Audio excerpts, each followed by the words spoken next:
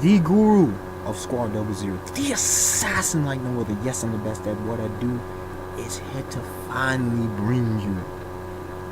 Y'all know what time it is. It's Survivor Season 29. Woo, that's a clap it up. Almost 30 seasons of Survivor, 15 plus years. That's a long time. Much love, great job on keeping, strong to just changing it up, being metamorphosis to whatever, how time just it makes things evolve. Now, as you can tell, this is the third season I'm a fan of. I got hooked by none other than Blood versus Water, and here we back with Blood versus Water 2. Let's go. Okay, this time though, unlike the former time, this time it's doing what I thought it may do the first time, meaning bringing just full-blown, pretty much families, for lack of a better term. Certain cases they're not fully families, but you understand what I'm saying. Families, and loved ones, close ones, all that jazz, to the table. No Survivor alumni, okay? No Survivor alumni. This time, just normal people coming to it. And we got people from Florida, yeah, represent.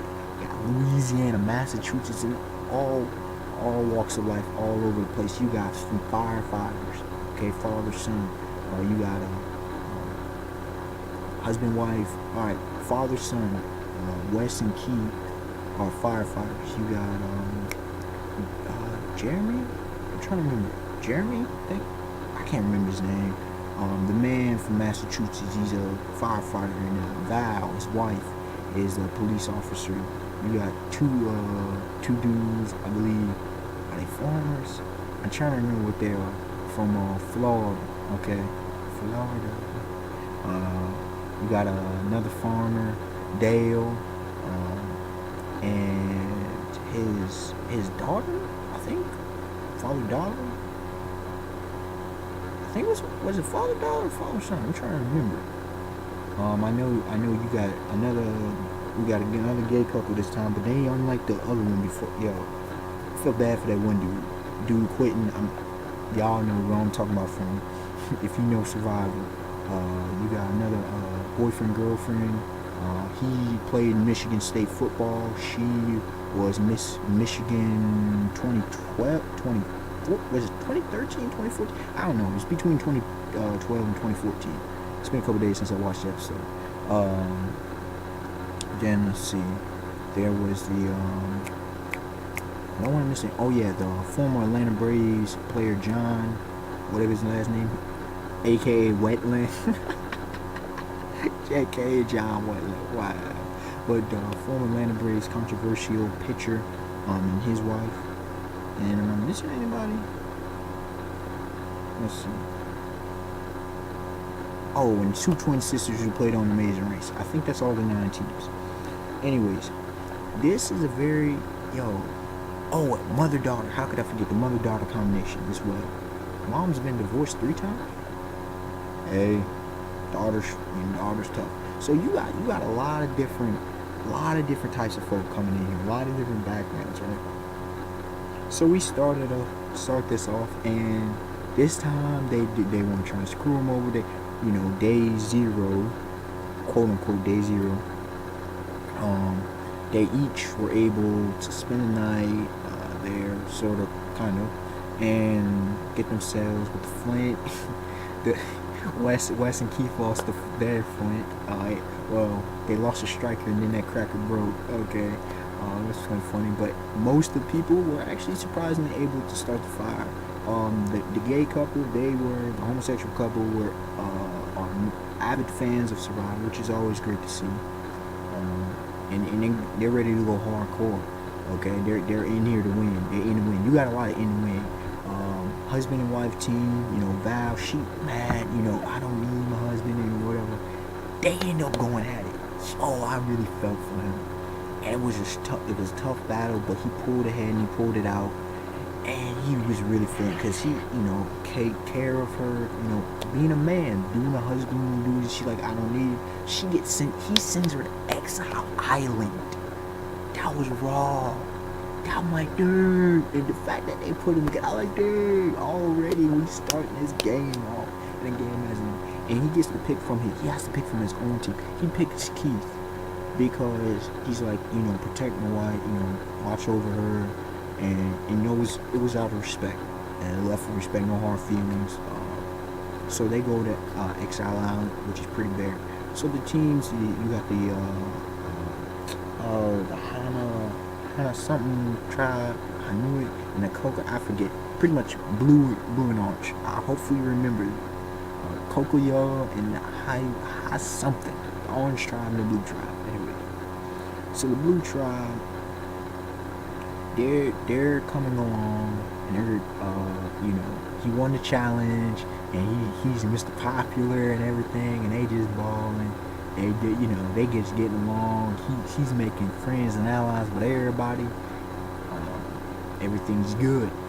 On the other side, it's interesting that certain alliances are being made, and this and that, and they're looking at the situation. Wes figures out John. He figures out a secret, and John, the man he got a not so good history because of the media perception, so he wants to keep that on the DL, the down low, right? But he's thinking about getting him out. That's interesting. That is very interesting how that junk happens. Fear makes people think somewhat irrational thoughts. That can come back to bite you in the game of survival, right?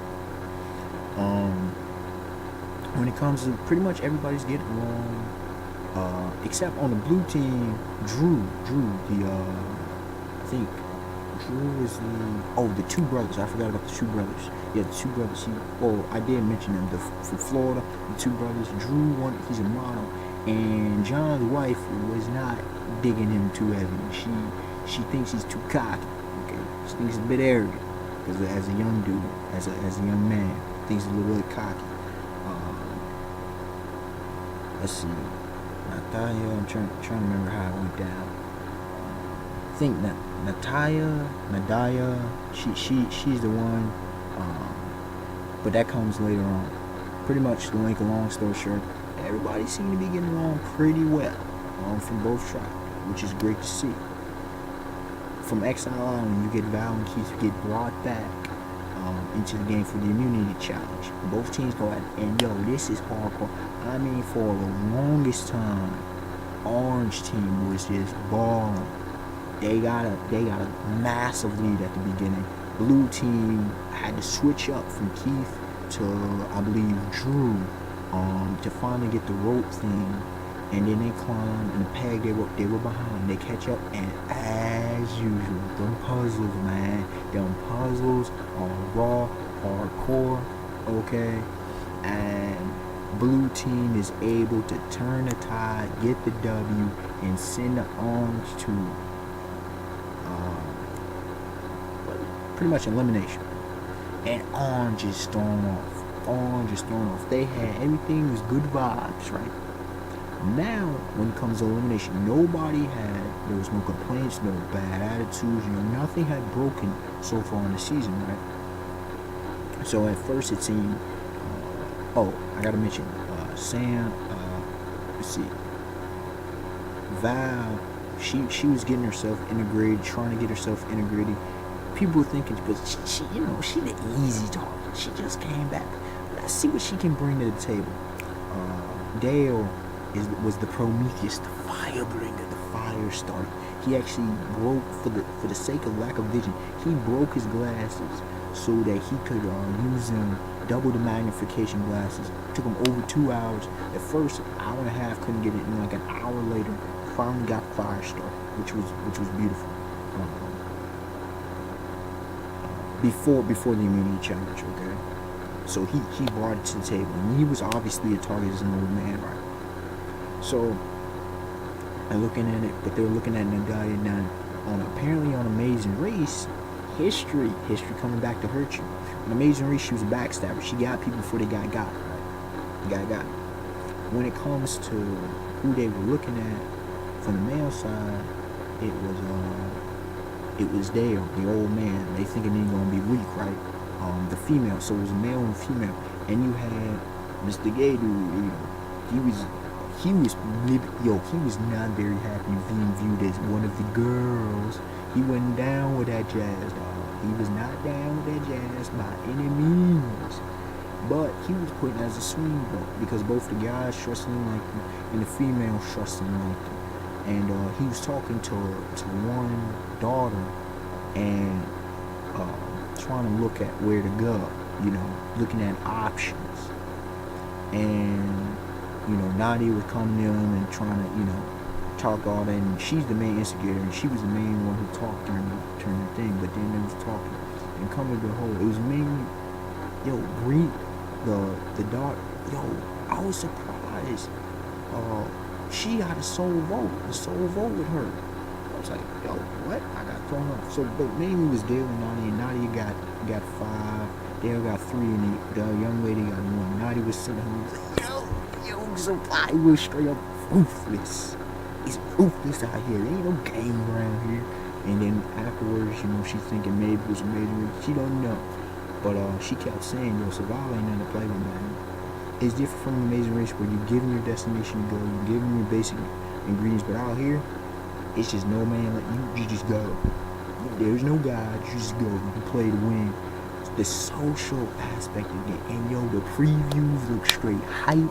Y'all know I'm fired out by this season, man. Oh man, how the ties that will be tested. This may be crazier than these last 2 seasons. I don't, at this point, I can't even call any favorites. I got no favorite player, no favorite contestant, no favorite survivor at this point. No one's impressions. Just wait to see how the fatigue, the losses, the mental game, the emotional game, physical game, spiritual, everything. I can't wait to see what all transpires in these upcoming episodes. I'm expecting some fireworks in episode 2. But unexpected one of y'all. Like, comment, subscribe. Tell me your thoughts on this episode. Man, are you excited? Are you fired up about this season? Because I know I am, man. Blood versus Water, season 29. Blood versus Water. Oh, man, it was so good they had to bring back. I was hyped. I believe I said it in my overview of season 28. I was like, man, hype. This is hype. Alright, y'all. Until next time. Have a beautiful day, beautiful night. Peace. Survivor, man. Stay with that fire.